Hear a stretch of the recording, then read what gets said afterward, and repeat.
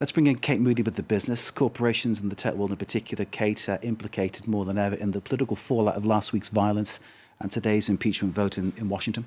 Yeah, absolutely. Online platforms have really faced a lot of criticism and scrutiny on both sides of the political spectrum for their role in spreading the messages of Donald Trump and his supporters. Google said on Wednesday that it would be suspending all political ads for at least the next week until after Joe Biden's inauguration. That move will be affecting all ads that reference last week's violence, the impeachment vote in any way, or protests around the world, around the United States, because they could be used to, according to Google, exploit or the event or amplify misleading information. Earlier, YouTube, which is of course owned by Google's parent company Alphabet, also suspended Donald Trump's account, disabling comments on his videos indefinitely. We know that Facebook and Twitter had both banned the outgoing president until further notice just a few days ago.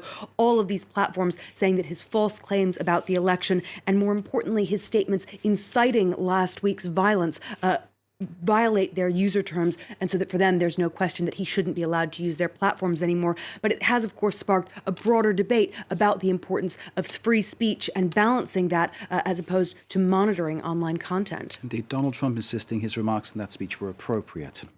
A key part of the debate on free speech, though, or one of the platforms that Trump supporters have turned to, remains offline. Yeah, for a third day, Parler is inaccessible. It has filed a lawsuit against Amazon for removing it from its web hosting service, although the online giant argues that Parler did breach its contract by refusing to remove dozens of posts which called for violent attacks against public officials, among other content. Analysts say that Amazon is likely to win that lawsuit because its user terms are very clear. But again, this is part of this broader debate about monitoring and policing user content, the far right claiming that this is attacking their freedom of speech. Kate, we need to leave it there. Thank you very much indeed. Kate Moody with the business angle on today's big news. Thank you very much indeed.